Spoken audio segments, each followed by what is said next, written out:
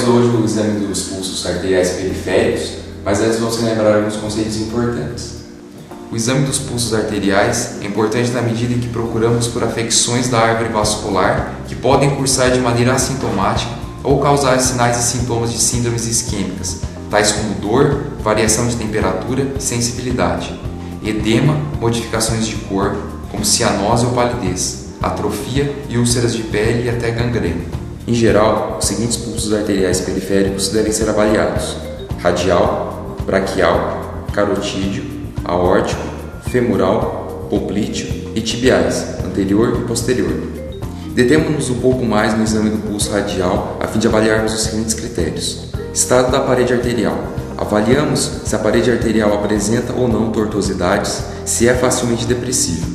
Frequência cardíaca. Contamos o número de pulsações em 1 minuto. Aqui também podemos ver se há déficit de pulso, quando o número de batimentos cardíacos é maior que o número de pulsações. O déficit de pulso ocorre quando a contração ventricular não é forte o suficiente para determinar uma onda de pulso. Ritmo. Averiguamos se o pulso é regular ou irregular, devido a arritmias que também podem ser fisiológicas e não patológicas. Importantíssimo destacar que um pulso com ondas regulares não descarta uma arritmia. Amplitude ou magnitude. Aqui graduamos a sensação da pulsação de acordo com sua intensidade. Classifica-se o pulso em amplo ou magno, pulso mediano ou pulso pequeno, também chamado de Parcus. Tensão ou dureza do pulso também deve ser avaliada. Faça a classificação de acordo com a intensidade de pressão que o examinador deve aplicar no local do pulso para interromper a onda sanguínea. Os pulsos podem ser moles, duros ou de tensão mediana. Por fim, pode-se avaliar o tipo de onda de pulso. Para melhor avaliação dos tipos de pulso, o ideal é utilizar uma aparelhagem onde o pulso é registrado através de um transdudor impresso em papel. Entretanto, alguns tipos de pulso podem ser mais facilmente reconhecíveis à beira do leito sem o uso de aparelhagem acessória. Entre esses tipos, destacamos os seguintes pulsos: pulso fino ou filiforme, um pulso mole de pequena amplitude, característico de pacientes chocados. Em algumas situações de aumento de pressão diferencial, podemos ter um pulso muito evidente chamado de pulso célere ou martelo d'água, que é muito rápido e amplo. No exame dos pulsos periféricos, o examinador deve, além de verificar o estado da parede vascular, procurar comparar as artérias homólogas de cada lado quanto à simetria do pulso em relação à amplitude e ritmo. Também devemos pesquisar a presença de frêmitos, os sopros palpáveis. Para pesquisá-los com maior acurácia, também é indicado realizar a ausculta, principalmente de algumas artérias como carótida e aorta, que vamos referir. Na palpação do pulso radial, é importante o paciente estar com o braço, o antebraço apoiado, e o examinador vai com o dedo indicador e médio a 2 a 3 centímetros abaixo da base do polegar, sobre o rádio e apalpando a artéria radial, verificando a frequência, as características do pulso. O dedo polegar também pode ser colocado no dorso do punho para dar mais segurança e firmeza. E pode ser apalpado também o pulso ulnar, que é do lado oposto, do lado medial. Bom, para se estimar então a frequência cardíaca, apalpa-se o pulso com o dedo indicador e médio e verifica-se se o ritmo é regular. Se o ritmo for regular, pode-se estimar a frequência cardíaca contando de 15 a 30 segundos. Se o ritmo for irregular, preferencialmente conta-se de 1 a 2 minutos. Aí a frequência cardíaca é colocada com o dedo indicador e médio e verificando no relógio. Alterações anatômicas no decorrer da artéria podem provocar diferenças entre ambos os pulsos, por isso é importante fazer a verificação simétrica e simultânea. Então, para se evitar o déficit de pulso, é importante confirmar a frequência do pulso com a frequência cardíaca usando o esteto.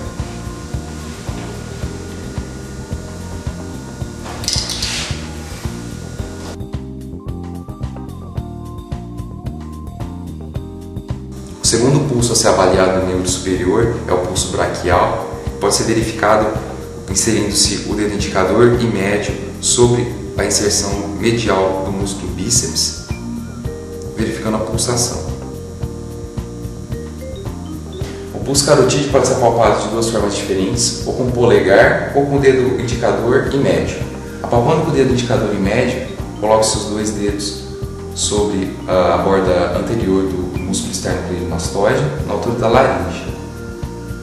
A artéria carótida é uma artéria fácil de ser detectada porque tem um pulso forte por estar mais perto da aorta. A outra técnica é colocando o dedo polegar sobre o mesmo local, verificando a pulsação. Na avaliação do pulso é importante que ela seja simétrica, mas não simultânea. No exame do pulso carotídeo também é importante avaliar a presença de sopros na carótida. Para isso utiliza o esteto. Pede para o paciente cessar a respiração por alguns segundos para verificação do pulso.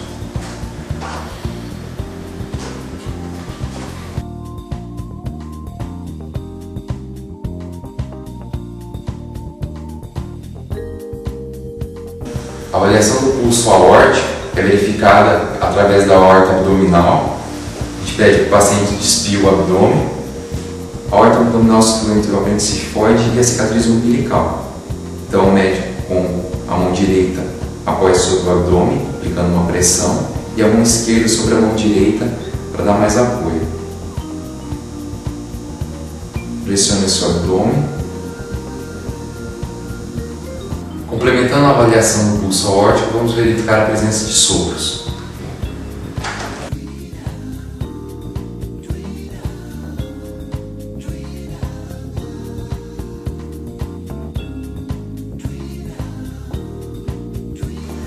O pulso femoral pode ser verificado entre a síntese púbica e a espinha ilíaca anterosuperior.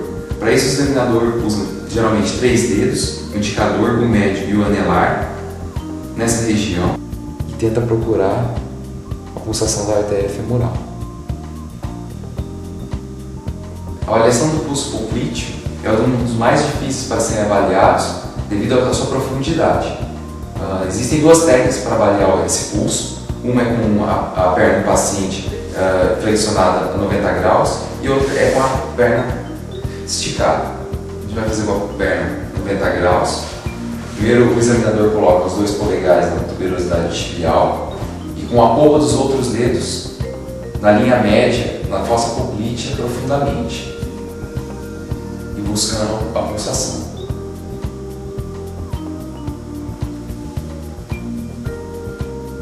Esticada. É a mesma técnica, só com a perna esticada.